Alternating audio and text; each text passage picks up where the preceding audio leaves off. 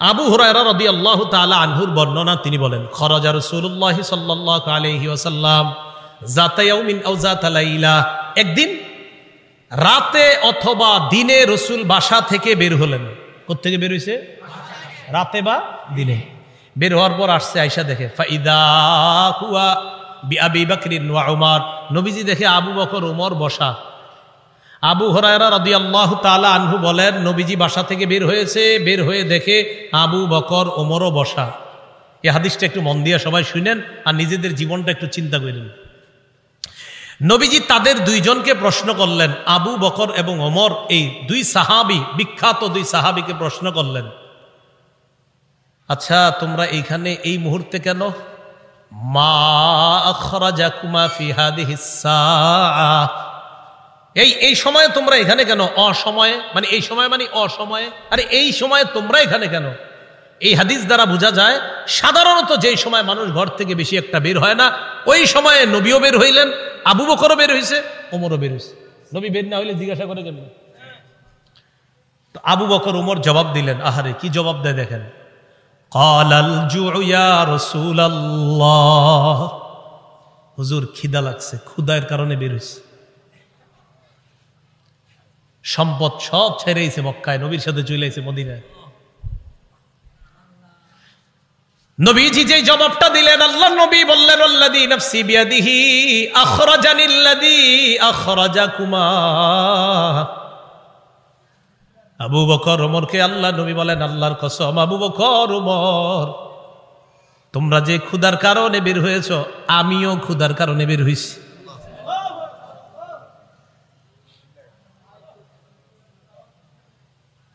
আমি যখন এটা পড়ছি, বিশ্বাস করেন, কি দেখেন, দুই সাহাবীর আগে বলছে কেন বেরোইছো? কয় হুজুর ক্ষুধা। নবীজি কয় আমিও তো ক্ষুধায় বেরোইছি। কওমু, চলো আমার সাথে চলো। ফাকামু মাআ, দুই সাহাবী আল্লাহ নবীর সাথে চললেন। ফাআতা রাজুলাম মিনাল আনসার, এক আনসারী সাহাবীর বাড়িতে গেলেন। ফাইদা হুয়া লাইসা ফি বাইতিহি, সাহাবী বাড়িতে নাই। রাআতহুল মারআ, ঘর থেকে আনসারীর বিবি দেখা ফেলছে, সর্বনাশ, আমাদের বাসায় এই তিনজনকে, আল্লাহু আকবার, মহিলা চিনে ফেলছে। ভিতর থেকে বলতেছে মারহাবা, স্বাগতম স্বাগতম। এমন মেহমান পাইলে কে স্বাগত না জানায়? আরে সাহাবী রাসূলুল্লাহ সাল্লাল্লাহু আলাইহি সাল্লাম আর আবু বকর ওমরকে যখন আনসারী সাহাবীর বিবি দেখলেন, ভিতর থেকে বলা শুরু করলেন, স্বাগতম স্বাগতম, আপনারা ভিতরে আসেন, ঘরে বসেন। নবীজি ঘরে গিয়ে বললেন, আইনা ফুলান, স্বামী কোথায়?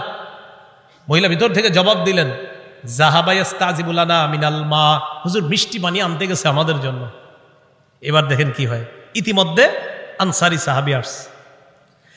আসার পর সাহাবী দেখে বাসায় নবীজি, আবু বকর ওমর। আচ্ছা একটু ভাবেন তো মনে মনে, ওই যুগে যদি আপনি হইতেন আর যদি বাড়িতে গিয়ে দেখতেন হঠাৎ নবীজি আর আবু বকর ওমর আপনার ঘরে,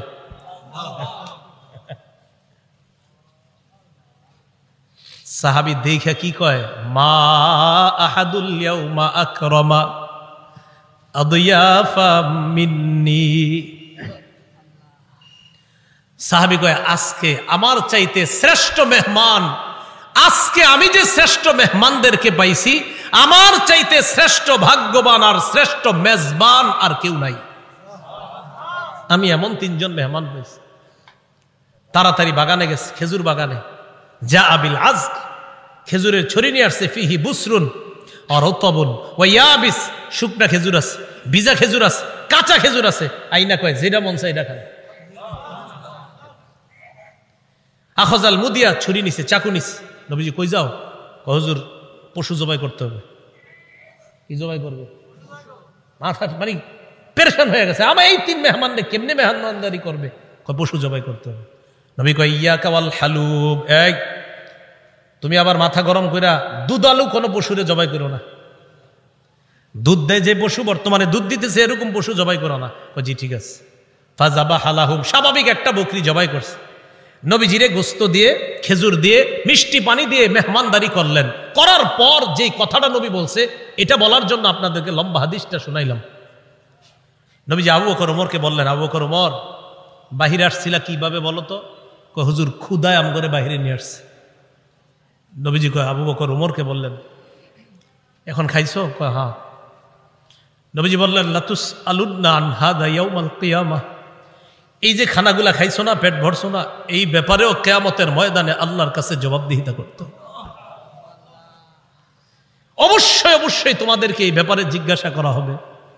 এই খানা খেয়ে আল্লাহর ইবাদত করছো কিনা, এই খানা খেয়ে তুমি সঠিকভাবে চলছো কিনা, আল্লাহ তোমারে খাওয়াইছে, খাওয়ানোর পর আল্লাহর হুকুম তুমি পালন করছো কিনা, এই ব্যাপারে জিজ্ঞাসা করা হবে। قال رسول الله صلى الله عليه وسلم يقول ابن آدم مالي مالي وهل لك يا ابن آدم إلا ما أكلت أو لبست أو تصدقت। হাদিসটা মন দিয়ে শুনেন, আগে আমার সাথে বলেন। আদম সন্তান কয় আমার সম্পদ, আমার সম্পদ। নবীজি কয় তোমার সম্পদ, তোমার সম্পদ। একজনে কয় আমার বাড়ি আছে, আমার গাড়ি আছে, আমার মার্কেট আছে, আমার 10টা দোকান আছে। আদম সন্তান এগুলা বলে। নবীজি কয় থুর মিয়া, তোমার মাত্র 3টা জিনিস আছে। না আমরা কই আমার 10 কাঠা জায়গা আছে, 20 বিঘা জমিন আছে। নবী কয় 3টা জিনিস আছে। এবার মন দিয়ে শোনেন হাদিসটা। বলেন আমরা বলি আমাদের এটা আছে সেটা আছে, নবী কয় সম্পদ 3টা। বলেন কয়টা? 3টা। قال رسول الله صلى الله عليه وسلم يقول ابن آدم مالي مالي, আদম সন্তান কয় আমার সম্পদ, আমার সম্পদ। وهل لك يا ابن آدم من مالك إلا ما أكلت فأفنيت, ও আদম সন্তান তোমার 3টা সম্পদ। 1 নাম্বার সম্পদ যা খাইলা, খাওয়ার পর শেষ করলা, পিছনের রাস্তা দিয়ে বের করলা, এটা তোমার 1 নাম্বার সম্পদ। যা খাইছেন এটাই সম্পদ, তো এটাই তো সম্পদ। 2 নাম্বার আউলা বিস্তাফা আবলাইতা, কাপড় পরতে পরতে পুরাতন হয়ে গেছে অথবা খাটো হয়ে গেছে, ছিঁড়ে গেছে, এখন আর পরো না, এই কাপড়ই তোমার সম্পদ। 3 নাম্বার আও তাসাদদাকতা ফাআমজাইতা, সদকা করতে করতে কিছু সম্পদ তুমি কমিয়েছিলা, তোমার মনে হচ্ছে তোমার সম্পদ কমে গেছে, আমি নবী বলে গেলাম তোমার এই সম্পদটা কমে নাই, এটাও তোমার সম্পদ, মরণের পর আল্লাহর কাছে পেয়ে যাইবা। সম্পদ কয়টা? আমরা কই অনেকগুলা, নবীজি কয় কয়টা? যা খাইছো, যা পরিধান করছো, যা জান সৎকা করছো, শেষ। আমাকে আপনাকে যখন কবরে নিবে, মনে করেন আগামীকালও যদি আমি আপনার কেউ মারা যাই, একটু পরে যদি আমাদের কেউ মারা যায়, বাসতলায় যখন আমাদেরকে এলাকাবাসী নিয়ে যাবে, নবীজি কয় জানো তোমার লাশের সাথে 3টা জিনিস কবর পর্যন্ত যায়। বলেন কয়টা? 3টা। قال رسول الله صلى الله عليه وسلم يتبع الميت ثلاثه, আল্লাহ নবী বলেন কবর পর্যন্ত মৃত ব্যক্তির সাথে 3টা জিনিস যায়। 1 নাম্বার আল আহাল, পরিবার যায়। 2 নাম্বার আল মাল, সম্পদ যায়। 3 নাম্বার আল আমাল, আমল নামা যায়। বলেন কবর পর্যন্ত আমার আপনার লাশের সাথে কয়টা জিনিস যাবে? 1 নাম্বার পরিবার, বলেন 1 নাম্বার, 2 নাম্বার সম্পদ, 1 নাম্বার, 2 নাম্বার, 3 নাম্বার আমল। এবার নবীজি বলেন ইয়ারজিউ ইসনান, 3টার মধ্যে 2টা ফিরে আসবে। ইয়ারজিউল মাল ওয়াল আহাল, সম্পদ ফিরে আসবে, পরিবার ফিরে আসবে। ওয়ায়াবকাল আমাল, আমল নামা থেকে যাবে। আমার আপনার সাথে 3টা জিনিস যাবে, মাল যাবে, পরিবার যাবে, আর আমল নামা যাবে। নবীজি কয় আমল নামাটা ছাড়া আর সব চলে আসবে। আল্লাহ আমাদের সকলকে আমল বাড়ানোর তৌফিক দান করেন। গর্ব অহংকার ছেড়ে সম্পদ যদি কিছু হয় শুকরিয়া আদায় করার তৌফিক দান করেন।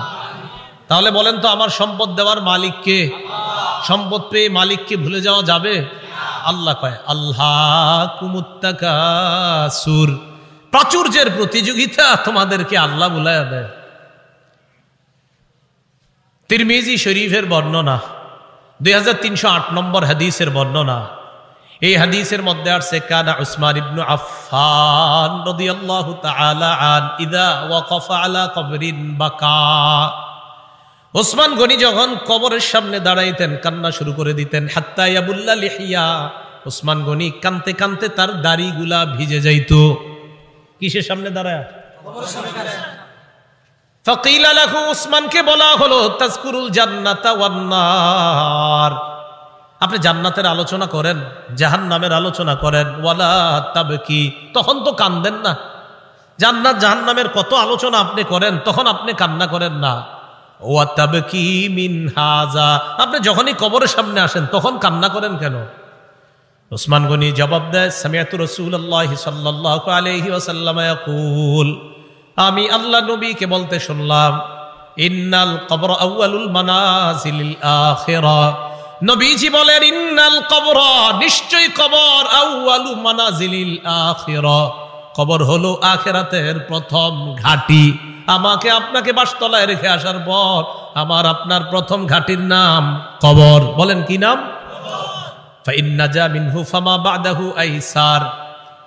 নবীজি বলেন, কেউ যদি কবর থেকে রেহাই পেয়ে যায়, পরের ঘাটিগুলা একেবারে সহজ হয়ে যাবে। কবর থেকে যদি কেউ মুক্তি না পায়, পরের ঘাটিগুলা কঠিন হয়ে যাবে। বলেন নাউজুবিল্লাহ।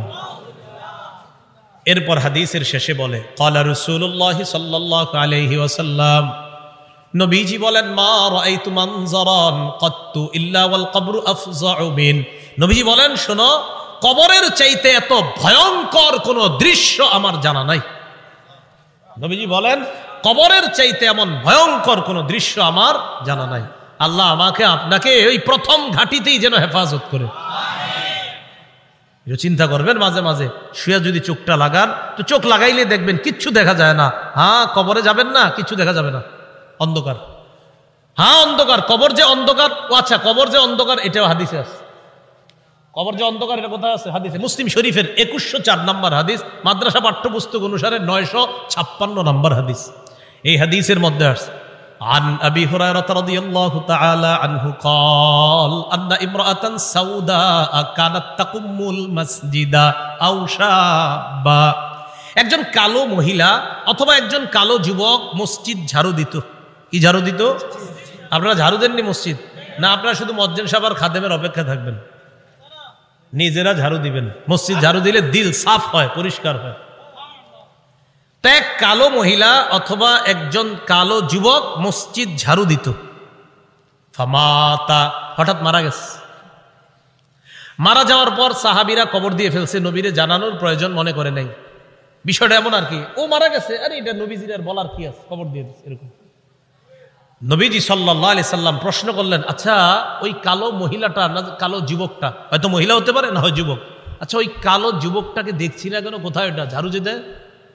সাহাবীগণ বললেন, হুজুর সে তো মারা গেছে। আচ্ছা মারা গেছে মানে? আফালা কুনতুম আযানতুমুনি, তো আমাকে জানাবা না তোমরা?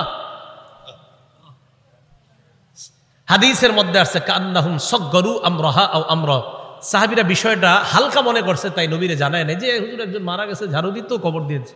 নবীজি কো, আমারে জানাইলা না কেন তোমরা? দুল্লুনি আলা কবরিহা আও আলা কবরিহি, তাড়াতাড়ি তার কবর আমারে দেখাও, নিয়ে যাও। ফাদাল্লুহু আলা কবরিহা আও আলা কবরিহি, আল্লাহ রাসূলকে তার কবরের কাছে নিয়ে যায়। নিয়ে যাওয়ার পর ফাসাল্লা আলাইহা, আল্লাহ রাসূল জানাজার নামাজ পড়লেন। আপনারা আবার এই আমল করেন না, কিন্তু এটা রাসূলের জন্য খাস। জানাজার নামাজ পড়ার পর আল্লাহ নবী বললেন, ইন্না হাদিহিল কুবুর মামলুআতুন যুলমান আলা আহলিহা। আল্লাহ নবী বললেন, এই কবরগুলা অন্ধকারে পরিপূর্ণ। নবীজি বললেন, এই কবরগুলা অন্ধকারে পরিপূর্ণ। কবরগুলা বলেন অন্ধকারে, কবরগুলা একবার ভাবেন, চোখটা বন্ধ করে, অন্ধকার, কিচ্ছু দেখা যায় না। আল্লাহ নবী কয় এই কবরগুলা অন্ধকারে পরিপূর্ণ। হ্যাঁ, আমি আশা করি আমি আজকে নামাজ পড়ার কারণে আল্লাহ তাদের কবরগুলা আলোকিত করে দিবে। খাঁটি ইমানদার যদি হন, যদি ইমান নিয়ে যেতে পারেন, তো আপনার কবর আল্লাহ আলোকিত করে দিবেন। আলাদা মোমবাতি দিতে হবে না। পিসাবের কবর দেওয়ার সময় বাতি টাতি কত কিছু দেন না, এগুলা দিতে হবে না। পিসাব যদি ভালো হয়, এমনি কবর আল্লাহ আলোকিত করে দিবেন, মাথায় রাখবেন।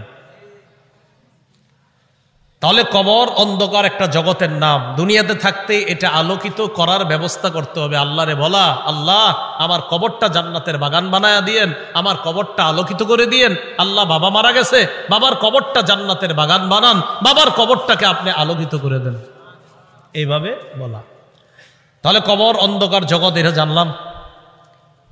কবরের মধ্যে দাজ্জাল যেমন ফিতনা, দাজ্জাল দুনিয়ার জন্য সব সবচেয়ে বড় ফিতনা হলো দাজ্জাল। নবীজি কয় এই দাজ্জালের ফিতনার মতো কবরে কারো কারো জন্য ফিতনা হবে, দাজ্জালের ফিতনার মতো ভয়ঙ্কর ফিতনা। মুসলিম শরীফের বর্ণনায় আসছে, মা বাইনা খালকি আদম ইলা কিয়ামিস সাআ খালকুন আকবারু মিনাদ দাজ্জাল। আদম নবী থেকে কিয়ামত পর্যন্ত যত সৃষ্টি আছে এর মাঝে সবচেয়ে ভয়ঙ্কর সৃষ্টি হলো দাজ্জাল। কে? দাজ্জাল। নবীজি কয় কারো কারো কবরের অবস্থা হবে এই দাজ্জালের ফিতনার মতো। সহিহ বুখারীর বর্ণনা 922 নম্বর হাদিস। এই হাদিসের বর্ণনাকারী আসমা বিনতে আবু বকর রাদিয়াল্লাহু তাআলা আনহা। দিয়ে আপনাদেরকে একটু পরীক্ষা করি, আলেমরা চুপ থাকবেন, অন্যরা বলবেন। আমি হাদিসটা পড়ার পর আপনাদেরকে জিজ্ঞাসা করবো একটা কথা, মন দিয়ে আগে শোনেন, তাহলে সবাই জ্ঞানীরা সচেতনভাবে জবাব দিতে পারবেন। আগে শোনেন কি বলি, দেখেন আমি পড়ি। আন আসমা বিনতি আবি বকর সিদ্দিক রাদিয়াল্লাহু তাআলা আনহা ক্বালাত দাখালতু আলা আয়েশা। অনুবাদটা শোনেন। আবু বকর সিদ্দিক রাদিয়াল্লাহু তাআলা আনহুর কন্যা আসমা বলেন, আমি আয়েশা সিদ্দিকার কাছে প্রবেশ করলাম। আবু বকর সিদ্দিকের কন্যা আসমা বলেন, আমি আয়েশা সিদ্দিকার কাছে প্রবেশ করলাম। আলেম ছাড়া অন্যরা বলেন তো আসমা আর আয়েশা সম্পর্কে কি হয়? মাশাআল্লাহ, কি হয়? কারণ আবু বকর আয়েশা রাদিয়াল্লাহু তাআলা আনহার পিতার নাম কি? আবার আসমা রাদিয়াল্লাহু তাআলা আনহার পিতার নামও আবু। কিন্তু মাশাআল্লাহ, এই আসমা রাদিয়াল্লাহু তাআলা আনহা বলেন, আমি আমার বোন নবীর বিবি আয়েশা সিদ্দিকার কাছে গেলাম। যাওয়ার পর দেখি ওয়ান্নাসু ইউসাল্লুন, গিয়ে দেখি মানুষ নামাজ পড়ে। আমি আয়েশাকে প্রশ্ন করলাম, মা শাআনুন নাস, আয়েশা মানুষের কি হয়েছে, নামাজ পড়ে কেন? ফাআশারাত বিরাসিহা ইলাস সামা, আম্মা জান আয়েশা মাথা দিয়ে আসমানের দিকে ইশারা করলেন, এমনি ইশারা করলেন, মুখে কিছু কয় না। তো আসমা রাদিয়াল্লাহু তাআলা না বলেন, আয়াতুন, কোন নিদর্শন দেখা গেছে আসমানে? আয়েশা রাদিয়াল্লাহু তাআলা না বলেন, হ্যাঁ আসমানে একটা নিদর্শন দেখা গেছে। কি নিদর্শন? অন্য হাদিস দ্বারা বোঝা যায় সূর্য গ্রহণ লাগছে। কি লাগছে? সূর্য। তাই নবীজি নামাজ পড়তেছে। তো আসমা রাদিয়াল্লাহু তাআলা আনহা বলেন, আমরা যারা নারীরা ছিলাম আমরা একদম পিছনে, সবাই ওখানে আছে। হয় নবীজি নামাজটা এত লম্বা করলেন, ফাতালা রাসূলুল্লাহ সাল্লাল্লাহু আলাইহি সাল্লাম, নবীজি নামাজ এত দীর্ঘ করলেন, হাত্তা তাজাল্লানিল গাশিয়ু, আমি বেহুশ হয়ে গেছি। আচ্ছা, কি পরিমাণ লম্বা হইলে একজন মানুষ বেহুশ হয়ে যায় বলেন? ওয়াইলা জাম্বি কিরবা, আমার পাশে একটা পাত্র ছিল, ফিহা মা, এটার মধ্যে পানি ছিল। ফাজআলতু আসুব্বু বিনহা আলা রাসি, আমি এই পাত্র থেকে পানি নিয়ে আমার মাথায় ঢালা শুরু করলাম। এত পরিমাণ আমার মাথা গরম হয়ে বেহুশের কাছাকাছি চলে গেছে। নামাজ কি পরিমাণ লম্বা হয়েছে আল্লাহ জানে। তো আসমা রাদিয়াল্লাহু তাআলা আনহা বলেন, এক পর্যায়ে ফালাম্মান সরাফা রাসূলুল্লাহ সাল্লাল্লাহু আলাইহি ওয়াসাল্লাম হাত্তা তাজাল্লাতিশ শামস, নবীজি নামাজ শেষ করছে, ইতিমধ্যে সূর্য স্বাভাবিক হয়ে গেছে, সূর্য ঠিক হয়ে গেছে। আমি যেই কথাটা বলার জন্য আপনাদেরকে হাদিসটা শোনাইতেছি, কোনটা? দাজ্জালের ফিতনা, এটা শোনানোর জন্য। এবার দেখেন নবীজি কি বলেন। নবীজি বলেন, নবীজি নামাজের পর একটা ভাষণ দিলেন, খুতবা দিলেন, নামাজের পর ভাষণ দিলেন। ভাষণের মধ্যে নবী বললেন, মা মিন শাইইন লাম আকুন উরিতুহু ইল্লা ক্বাদ রাআইতুহু ফি মাকামি, ইতিপূর্বে আমাকে যা দেখানো হয় নাই আজকে আমি সব দেখছি। এই নামাজের মধ্যে আমি সব। নামাজটা কি শর্ট ছিল না লম্বা? নবীজি বলেন, ইতিপূর্বে আমাকে এমন যা কিছু দেখানো হয় না আজকে আমি সব দেখছি। শেষে কি কয় জানেন? হাত্তাল জান্নাহ ওয়ান নার, জান্নাত জাহান্নামও দেখছি। আরেকটা বর্ণনা আছে, সূর্য গ্রহণের নামাজে নবীজি দাঁড়াইছে না, আমার দিকে তাকান, সামনের কাতারের সাহাবী যারা, তারা তাকায় দেখে নবীজি নামাজের মধ্যে হঠাৎ এমন করছে, যে এমন করছে এভাবে। তো নামাজ শেষ, আপনারা আবার এরকম করেন না, কিন্তু পুরাটা শোনেন আগে। একদল করবো কি যে নবীজি এরকম করছে আমিও করবো, আরে পুরাটা শোনেন কি কয়।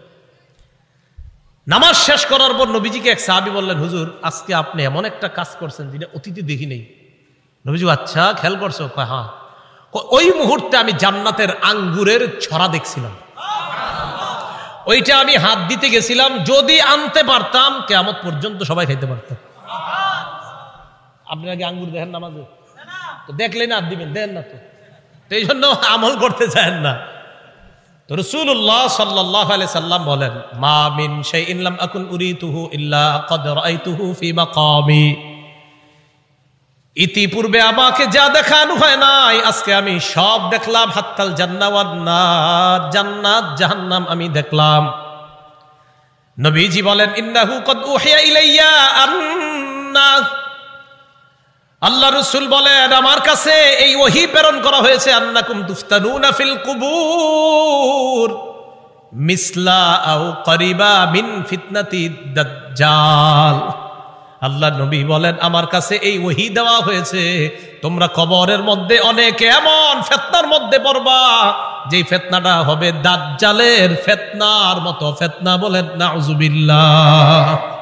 বিশ্বাস করেন দাজ্জালের ব্যাপারে আমি পড়ছি বলে আপনাদেরকে বলে বুঝাইতে পারতেছি না, তো আমি বুঝতেছি যদি দাজ্জালের ফিতনাটা হয় তো কত বড় ভয়ঙ্কর ফিতনা হবে। আমি সবগুলা কথা বললে বুঝতে পারতেন যে দাজ্জাল কতটা ভয়ঙ্কর ফিতনার নাম। রাসূল বললেন কবরে অনেকের এই ফিতনা হবে দাজ্জালের মতো, খুব ভয়ঙ্কর ফিতনা, ও কঠিন ভয়ঙ্কর ফিতনা।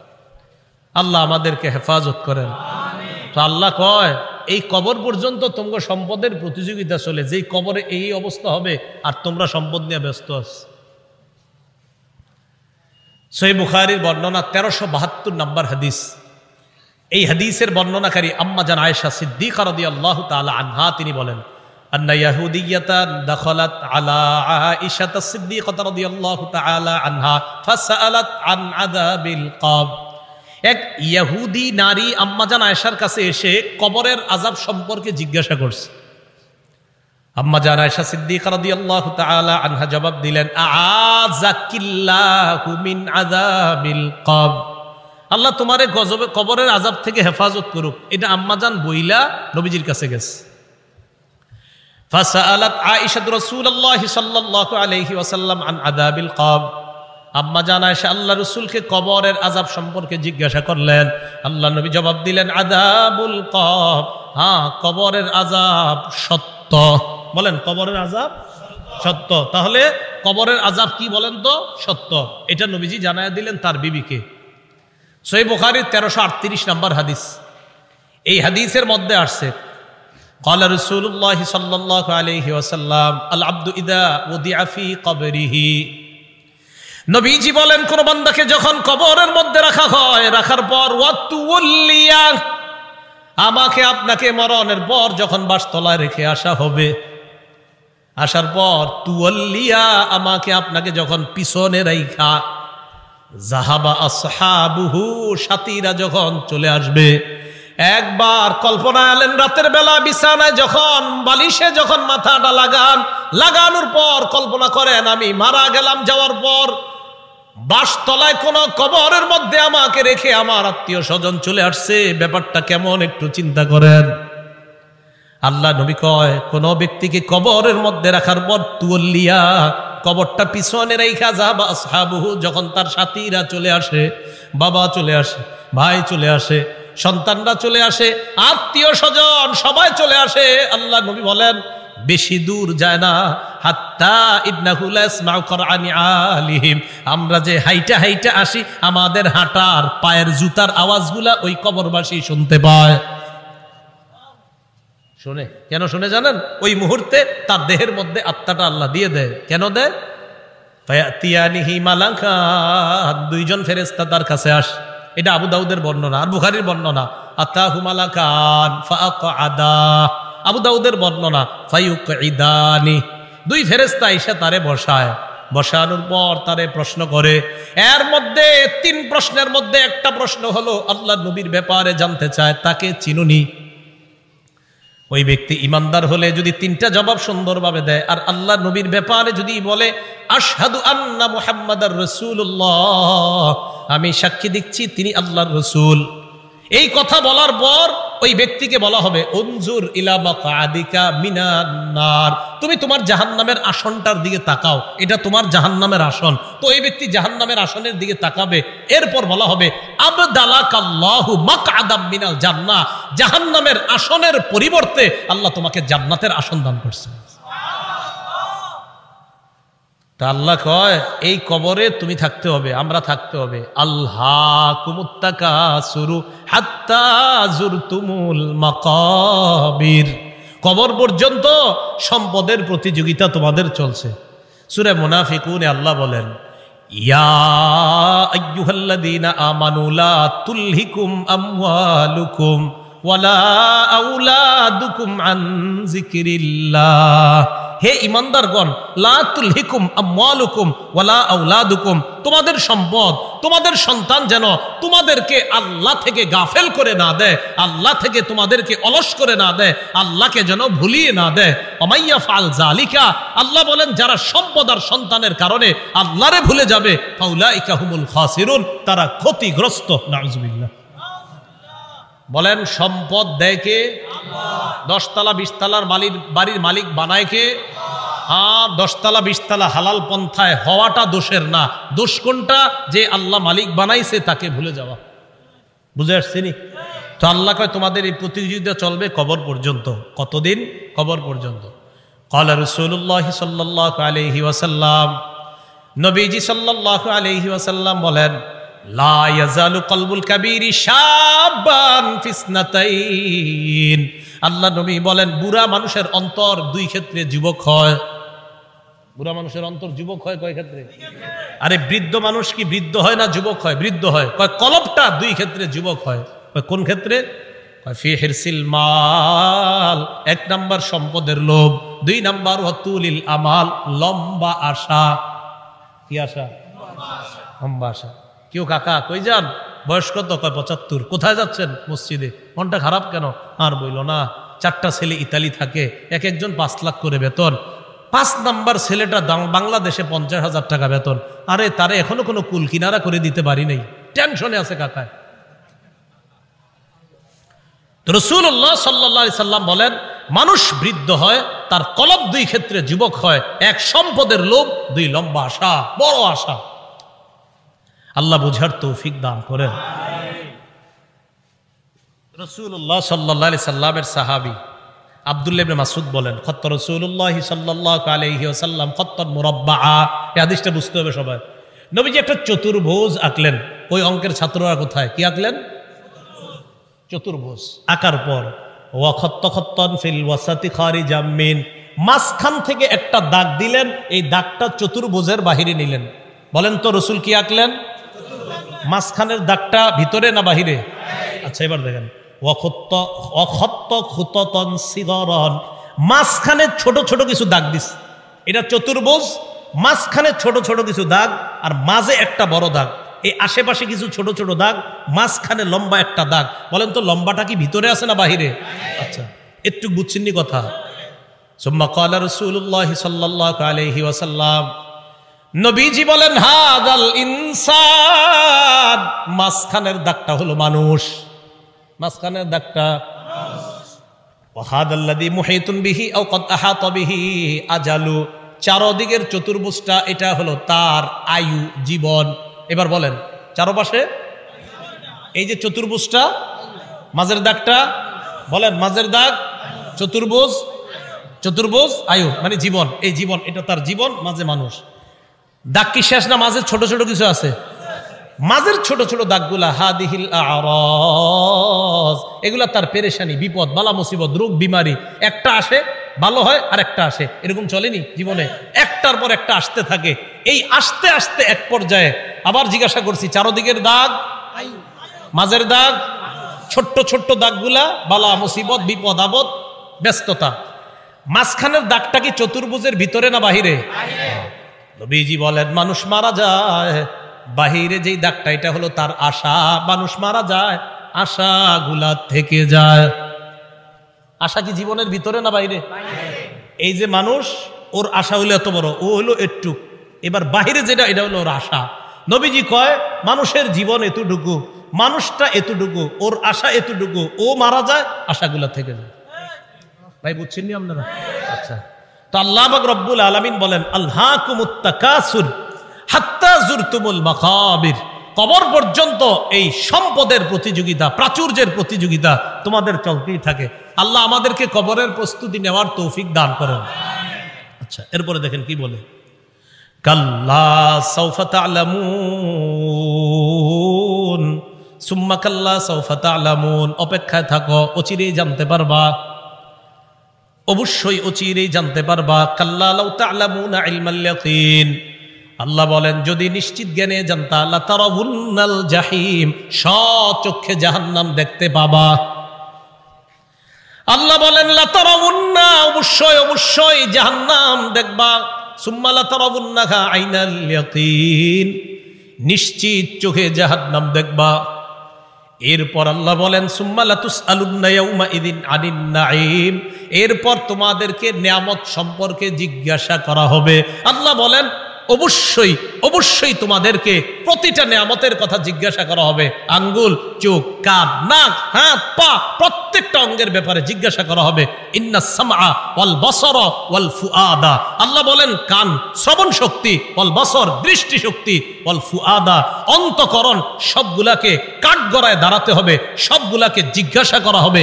এগুলার ব্যাপারে তোমাকে কাঠগড়ায় দাঁড়াতে হবে, তোমাকে জিজ্ঞাসা করা হবে সঠিকভাবে এগুলা খরচ করছো কিনা। এবার একটা হাদিস শুনেন, বলেন তো নেয়ামতের ব্যাপারে জিজ্ঞাসা করা হবে কিনা?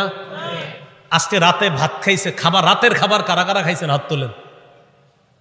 অন্যরা খান নাই রাতের খাবার? মাশাআল্লাহ, খাবেন ইনশাল্লাহ নাকি? দুপুরের খাবার কারা কারা খাইছেন? ঠিক আছে, হাত নামান, ব্যাস একটা হইলে হইছে। এবার হাদিস শোনেন, মুসলিম শরীফের 4208 নম্বর হাদিস। আবু হুরায়রা রাদিয়াল্লাহু তাআলা আনহুর বর্ণনা, তিনি বলেন খরাজা রাসূলুল্লাহ সাল্লাল্লাহু আলাইহি ওয়াসাল্লাম যাতা ইয়াউমিন আও যাতা লাইলা, একদিন রাতে অথবা দিনে রাসূল বাসা থেকে বের হলেন। কোথা থেকে বের হইছে? রাতে বা দিনে। বের হওয়ার পর আসছে, আয়েশা দেখে ফাইদা হুয়া বিআবি বকরিন ওয়া উমর, নবীজি দেখে আবু বকর ওমর বসা। আবু হুরায়রা রাদিয়াল্লাহু তাআলা আনহু বলেন নবীজি বাসা থেকে বের হয়েছে, বের হয়ে দেখে আবু বকর ওমরও বসা। এই হাদিসটা একটু মন দিয়ে সবাই শুনেন আর নিজেদের জীবনটা একটু চিন্তা করেন। নবীজি তাদের দুইজনকে প্রশ্ন করলেন, আবু বকর এবং ওমর, এই দুই সাহাবী, বিখ্যাত দুই সাহাবীকে প্রশ্ন করলেন, আচ্ছা তোমরা এইখানে এই মুহূর্তে কেন? মা আখরাজাকুমা ফি হাদিহিস সাআহ, এই সময়ে তোমরা এখানে কেন? অসময়ে মানে এই সময় মানে অসময়ে, আরে এই সময়ে তোমরা এখানে কেন? এই হাদিস দ্বারা বোঝা যায় সাধারণত যেই সময় মানুষ ঘর থেকে বেশি একটা বের হয় না, ওই সময়ে নবীও বের হইলেন, আবু বকরও বের হইছে, ওমরও বের হইছে। নবী বের না হইলে জিজ্ঞাসা করে কেন? তো আবু বকর ওমর জবাব দিলেন, আহারে কি জবাব দেয় দেখেন, ক্বালাল জুউ ইয়া রাসূলুল্লাহ, হুজুর খিদা লাগছে, ক্ষুধার কারণে বের হইছে। সম্পদ সব ছেড়েছে মক্কায়, নবীর সাথে চলে এসেছে মদিনায়। নবীজি যে জবাবটা দিলেন, আল্লাহ নবী বললেন আল্লাযী নাফসি বিয়াদিহি আখরাজানিল্লাযী আখরাজাকুমা।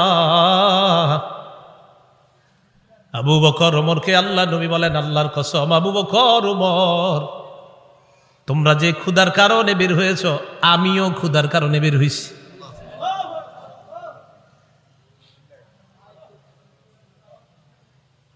আমি যখন এটা পড়ছি, বিশ্বাস করেন কি দেখেন, দুই সাহাবীর আগে বলছে কেন বেরোছো? কয় হুজুর ক্ষুধা। নবীজি কয় আমিও তো ক্ষুধায় বেরোছি। কওমু চলো আমার সাথে চলো। ফাকামু মাআ, দুই সাহাবী আল্লাহ নবীর সাথে চললেন।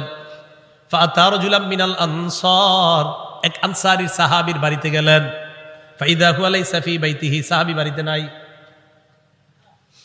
রাআতহুল মারআ, ঘর থেকে আনসারীর বিবি দেখা ফেলছে, সর্বনাশ, আমাদের বাসায় এই তিনজনকে, আল্লাহু আকবার, মহিলা চিনে ফেলছে। ভিতর থেকে বলতেছে মারহাবা, স্বাগতম স্বাগতম। এমন মেহমান পাইলে কে স্বাগত না জানায়? আরে সাহাবী রাসূলুল্লাহ সাল্লাল্লাহু আলাইহি সাল্লাম আর আবু বকর ওমরকে যখন আনসারী সাহাবীর বিবি দেখলেন, ভিতর থেকে বলা শুরু করলেন স্বাগতম স্বাগতম, আপনারা ভিতরে আসেন, ঘরে বসেন। নবীজি ঘরে গিয়ে বললেন, আইনা ফুলান, স্বামী কোথায়? মহিলা ভিতর থেকে জবাব দিলেন, যাহাবা ইস্তাজিবু লানা মিনাল মা, হুজুর মিষ্টি পানি আনতে গেছে আমাদের জন্য। এবার দেখেন কি হয়, ইতিমধ্যে আনসারী সাহাবী আসছে। আসার পর সাহাবী দেখে বাসায় নবীজি, আবু বকর ওমর। আচ্ছা একটু ভাবেন তো মনে মনে, ওই যুগে যদি আপনি হইতেন আর যদি বাড়িতে গিয়ে দেখতেন হঠাৎ নবীজি আর আবু বকর ওমর আপনার ঘরে,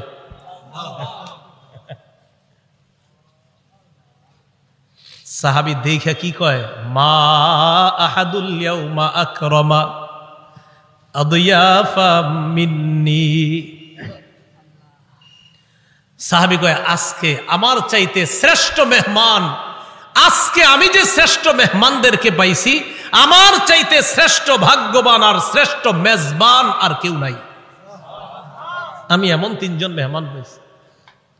তাড়াতাড়ি বাগানে গেছে, খেজুর বাগানে। যা আবিল আজক, খেজুরের ছড়ি নিয়ে আসছে। ফিহি বুসরুন আর রতবুন ওয়া ইয়াবিস, শুকনা খেজুর আছে, ভিজা খেজুর আছে, কাঁচা খেজুর আছে। আইনা কয় যেটা মন চায় এটা খান। আখজাল মুদিয়া, ছুরি নিছে, চাকু নিছে। নবীজি কই যাও? হুজুর পশু জবাই করতে হবে। কি জবাই করবে? মাথা মানে পেরেশান হয়ে গেছে। আমার এই 3 মেহমানদের কেমনে মেহমানদারি করবে? পশু জবাই করতে হবে। নবী কয় ইয়াকা ওয়াল হালুব, এই তুমি আবার মাথা গরম কইরা দুধালু কোনো পশুরে জবাই করো না। দুধ দেয় যে পশু, বর্তমানে দুধ দিতেছে এরকম পশু জবাই করো না। জি ঠিক আছে। ফাজাবা হালাহুম, স্বাভাবিক একটা বকরি জবাই করছে। নবীজিরে গোস্ত দিয়ে, খেজুর দিয়ে, মিষ্টি পানি দিয়ে মেহমানদারি করলেন। করার পর যেই কথাটা নবী বলছে, এটা বলার জন্য আপনাদেরকে লম্বা হাদিসটা শোনাইলাম। নবীজি আবু বকর ওমরকে বললেন, আবু বকর ওমর, বাহিরে আসছিলা কিভাবে বলো তো?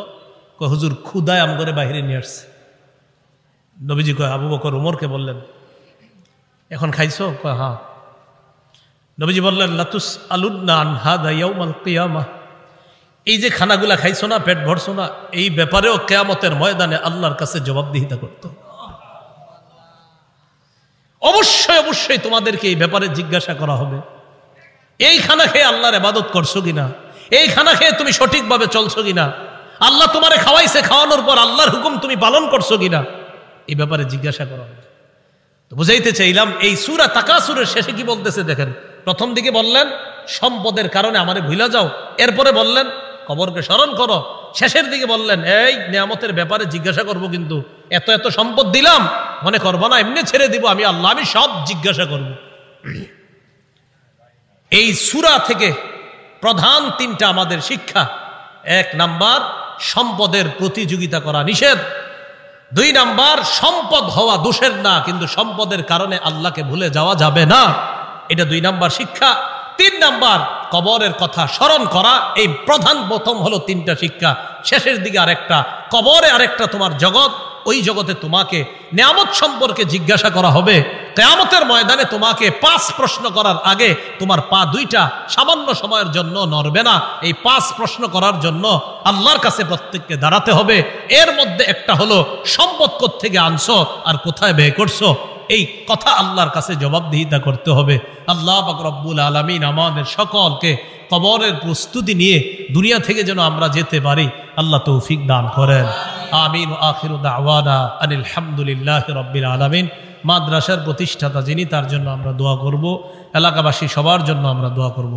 আল্লাহুম্মা সাল্লি আলা মুহাম্মাদি ওয়া আলা আলি মুহাম্মাদ কামা সাল্লাইতা আলা ইব্রাহিম ওয়া আলা আলি ইব্রাহিম ইন্নাকা হামিদুম মাজিদ। আল্লাহুম্মা বারিক আলা মুহাম্মাদি ওয়া আলা আলি মুহাম্মাদ কামা বারাকতা আলা ইব্রাহিম ওয়া আলা আলি ইব্রাহিম। একটা আবেদন আপনাদের কাছে হাত জোর করে করব। ঢাকা ফজরের নামাজ 4:40-এ, দেশগ্রামে কয়টায়? 40-45-এ ফজরের নামাজটা সবাই পড়বে। এত রাত পর্যন্ত এই সময়ে বয়ান করাটা উচিত হয় না আসলে। 10টা, 10:30টার মধ্যে বা 11টার মধ্যে সর্বোচ্চ শেষ হওয়া উচিত ছিল, যেহেতু রাত ছোট। আল্লাহর হস্তে আপনারা ফজর নামাজটা পড়বেন তো ইনশাল্লাহ? আমারে কিন্তু দাঁড় করেন না আল্লাহর সামনে, আল্লাহর হস্তে আপনারা ফজরের নামাজটা পড়েন সবাই। এই মাহফিল একটু বেশি হয়ে রাত হয়ে যাওয়ার কারণে যেন এই কথা আল্লাহর কাছে বলতে না হয় যে আল্লাহ মাহফিল এত রাত হইল কেন, এর লেগে আমি ফজর পড়ি নাই। আল্লাহর হস্তে আপনারা সবাই ফজরটা পড়েন। জি। আল্লাহুম্মা সাল্লি আলা মুহাম্মাদি ওয়া আলা আলি মুহাম্মাদ কামা সাল্লাইতা আলা ইব্রাহিম ওয়া আলা আলি ইব্রাহিম ইন্নাকা হামিদুম মাজিদ। আল্লাহুম্মা বারিক আলা